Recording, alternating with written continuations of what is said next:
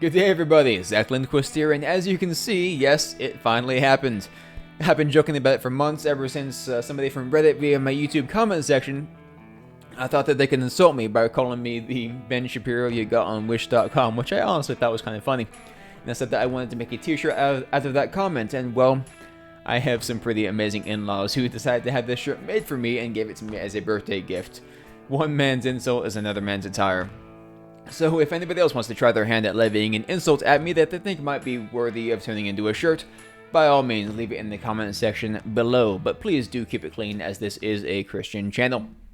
Now, I'll be honest, while I thought being called the Ben Shapiro of Wish.com was funny, it honestly doesn't make a whole lot of sense. For one thing, I'm not Jewish. I mean, I had bacon for breakfast this very morning, and note the lack of a yarmulke on my flowing golden hair.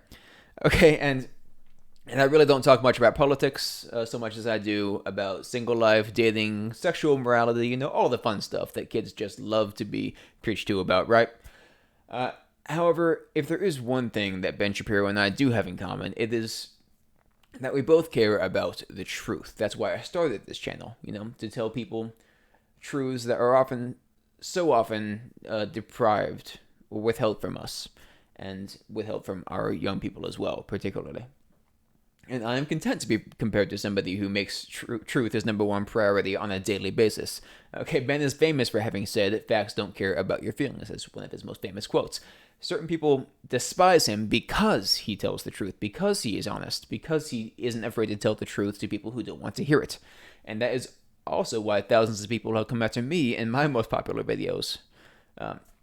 Subsequently, it's probably why I went from having 14,000 views to about 10 views. I'm sure that happened organically, right? Because they hate what I'm saying, no matter how true it is, and they want to keep the truth silent. The world hates truth. That's why we as Christians do not live for the world. We live for God, who is the standard for truth, and of course for the promise of eternity in heaven. 1 John 4:6 tells us, "We are of God. He who knows God hears us. He who is not of God does not hear us. By this we know the spirit of truth and the spirit of error." And that's why the secular world often detests us, because we are an enigma to them, right? They despise harsh truths, and we value truth above all else. That is the point. And this is demonstrated by the fact that every time I say something biblical about sexual morality, or I say something biblical about the issue of homosexuality, that I am insulted, right? I'm labeled a homophobe or intolerant or some other such nonsense, mostly made up words. But people try to slander me and other Christians as hate mongers every time we stand for biblical morality, because that gives them a justification to reject Christianity, to reject faith, and live the way that they want to live, right? It's not because they intellectually think that Christianity is wrong. It's because most people who reject Christianity, who reject the truth, do so because they do not want anything to impede on their lifestyle of choice, right? Most people want to live promiscuously, or live for themselves, live for pleasure, live selfishly, and faith, Christianity, would impede upon that. So if they can slander us as nothing but hate mongers, then that gives them justification to reject not just us, but our faith as well, right? So if you are insulted or called a homophobe or some such, don't take it personally. That's just them trying to rationalize their own behavior, okay? The fact that the secular world hates truth is proven by the very existence of political correctness. Christians didn't come up with that one, all right? That was an invention of Marxism, and contrary to popular belief, being politically correct is quite antithetical to being Christian. Okay, it's not the same as being nice, I promise you. So what is political correctness exactly? Well, it's a lie, or if you prefer, it's the insistence or mandate that you lie. It is censoring oneself in order to withhold or significantly cushion a certain truth, right? It is the withholding of truth, ultimately. When one is actively engaged in political correctness, he is living in and engaging in fraud. Fraud, in case you were unaware, is a deadly sin.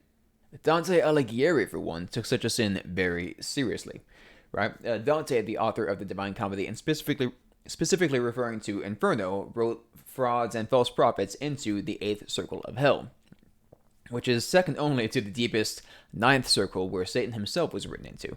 Now, I want to be clear that Dante, his Divine Comedy is not scriptural by any means. It's allegory, right? It's poetry. It's a fictional story meant to make a lot of good points, spiritual points.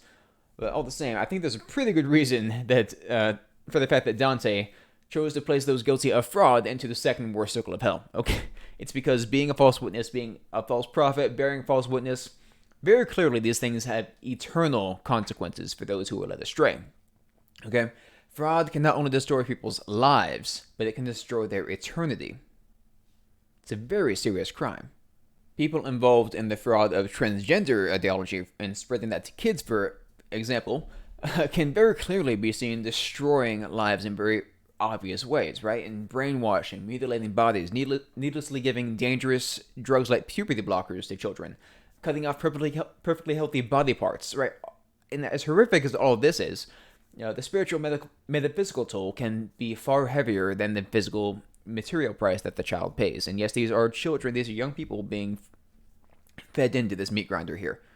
All right, and this PC fraud is soul crushing, and to enable it is to enable lives as well as eternities to be destroyed. This is just one prominent modern example.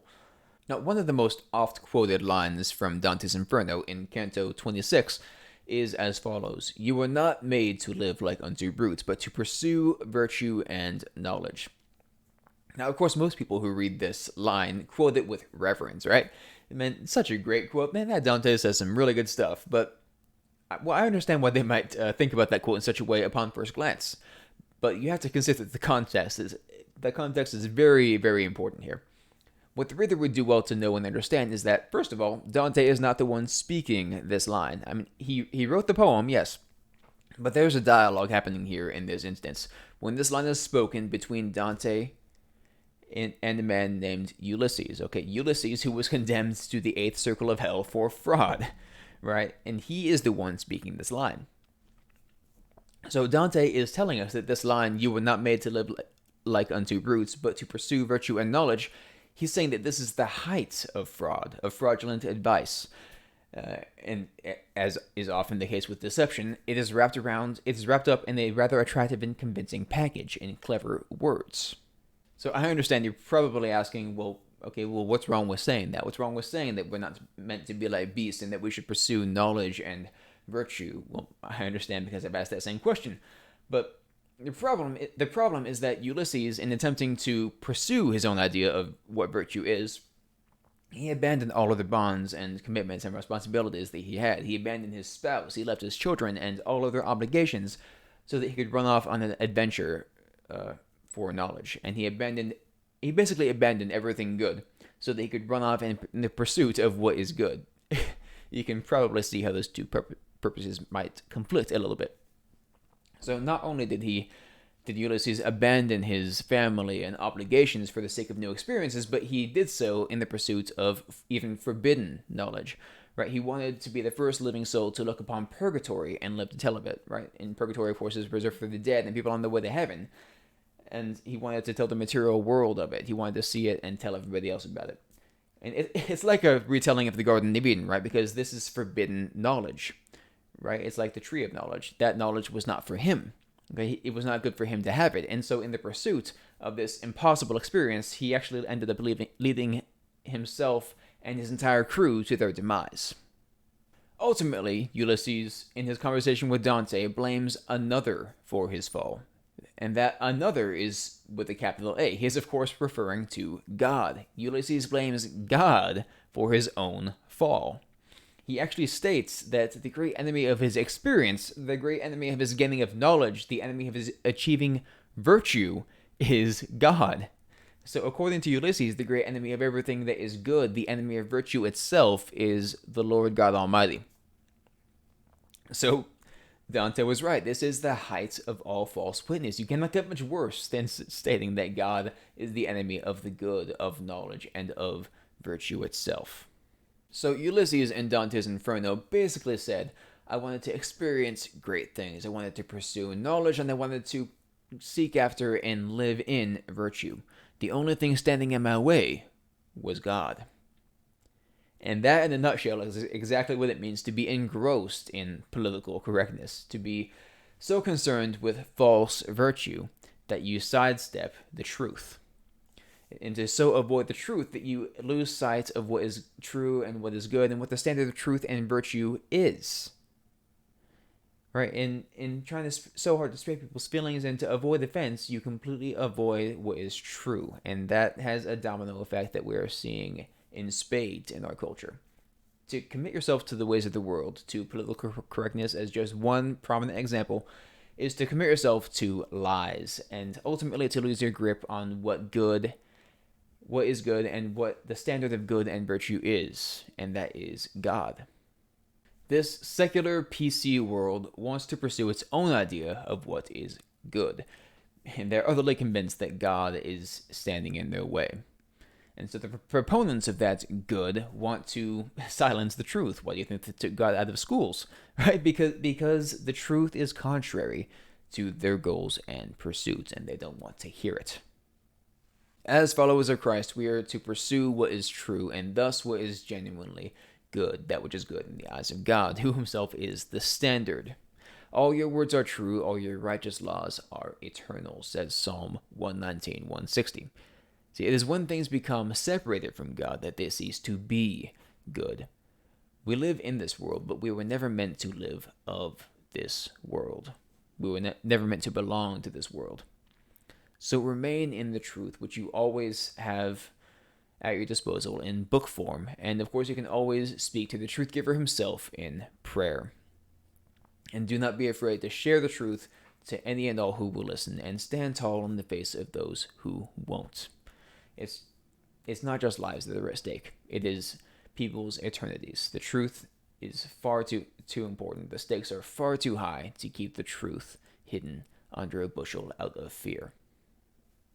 Thank you so much for tuning in. If you appreciated what you heard, don't forget to like, share, and of course, subscribe. It is more important than ever with Big Tech cracking down and making sure that nobody can see my content. So please share on all the platforms you can, as much and as often as you can.